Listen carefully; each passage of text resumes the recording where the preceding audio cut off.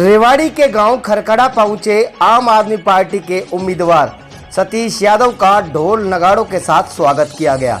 Road show करते हुए खरखड़ा गांव में पहुंचे सतीश यादव ने दिखाया कि इस बार हवा बदल रही है, जनता बदलाव चाहती है। चुनावी सभा को संबोधित करते हुए सतीश यादव ने कहा कि रेवाड़ी की हालत इसीलिए खराब है क्योंकि यहाँ के नेताओं की इच्छा शक्ति नहीं है। उन्होंने कहा कि जनप्रतिनिधि केवल चुनाव के वक्त घर से बाहर निकलते हैं। वहीं भाजपा उम्मीदवार को लेकर कहा कि वे अयोग्य उम्मीदवार है क्योंकि जब वे कोसली के विधायक रहते हुए कह रहे थे कि अधिकारी सुनते नहीं हैं, रेवाड़ी की समस्याओं का समाधान वे कैसे करवाएंगे। उन्होंने कहा कि कांग्रेस राज में एक ही परिवार के 32 लोगों को नौकरी मिली, लेकिन अब आम युवा आज भी बेरोजगार घूम रहे हैं। सतीश यादव ने कांग्रेस और भाजपा के घोषणा पत्र को लेकर कहा कि वे बातें भले ही कुछ भी करें, लेकिन असली गारंटी शिक्षा और स्वास्थ्य की है जो दिल्ली और पंजाब में आम आदमी पार्टी दे रही है। आज खरखड़ा पहुंचे हैं, क्या कहें? मैं अपने घर में आया हूँ। मैं कह रहा था ना, मेरा नाड़ गड़ा है। नाड़ समझते हो क्या होती? समझते होंगे सभी। जब आप पैदा होते थे कि आपका हिस्सा काट के सुनने का उसको दबाया जाता है जमीन, तो यहाँ इस इलाके में मेरा नाड़ गड़ा है, तो अपने घर में आया हूँ।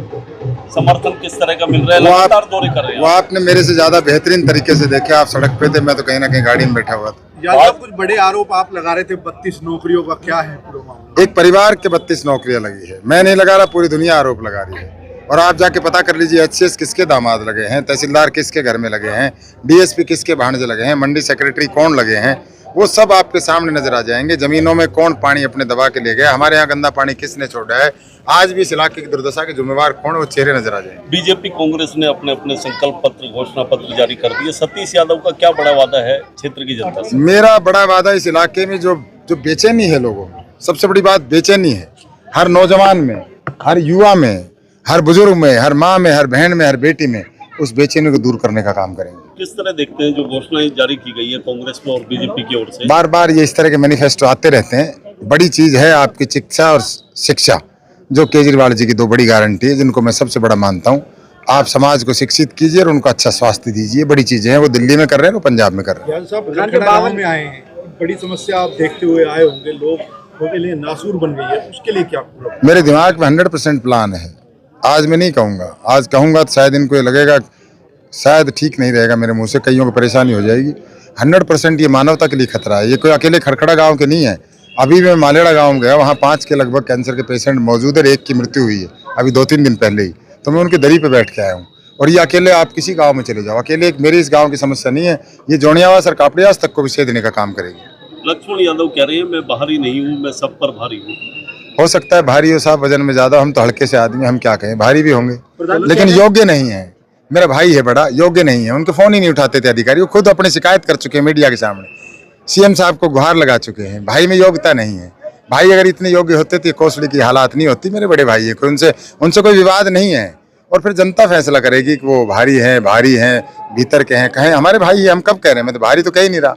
मैं तो ये कह रहा हूँ योग्यता के नाम पे वोट दीजिए। भारी तो कोई इस देश का मैं नहीं मानता। कोई आदमी जो यहाँ का वोटर है, चाहे कोई पंजाब से भी आके रह रहा है, वो चुनाव लड़ना चाहे, यहाँ वोट बढ़वा को लड़ सकता है हरियाणा स्टेट में। चैलेंज बीजेपी से कांग्रेस कौन से? मेरा चैलेंज यहाँ की दुश्वारियों से है और मैं खुद से ही कमिटमेंट कर रहा हूँ कि मैं कैसे लोगों की जन समस्याओं को दूर कराऊंगा।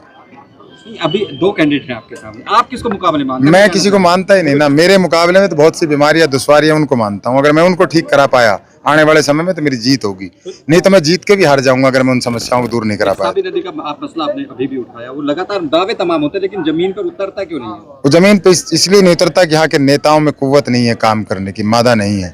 आलीशान कोठियों में रहने की आदत है, 100 करोड़ के फ्लैट में रहने की आदत है, तो कैसे काम करेंगे? उनको इससे क्या लेना देना है? प्रवासी है, 4 दिन के लिए राजनीति करने आते हैं अपने। उनके यहाँ जो, मैं उनको एक शब्द क्या कहूँ कि उनके जो बिचौलिए हैं वो उनके लिए वो साधन उपलब्ध कराते हैं, शराब पैसा वो बांटते हैं। और अब वो सब बाहर निकल चुके हैं। उन सबको पता है 10 साल से हम राज में नहीं थे, अब मौका लग गया, भाई खींच दो मीटर को। वो मीटर खींचने के लिए पब्लिक में, लोगों की परेशानियों को दूर करने के लिए नहीं। वो अब गली गली कहते फिर रहे हमारे बच्चों को रोजगार मिलेगा चाहे अयोग्य हो। सतीश यादव ये कह रहा है कि योग्यता के आधार पर रोजगार दिलाएंगे। मेरे खरखड़ा गांव के नौजवानों, निराश मत हो, आपकी आवाज उठाऊंगा और आपको केवल नौकरियों तक नहीं, आपको राजनीति में बहुत आगे लेके जाऊंगा।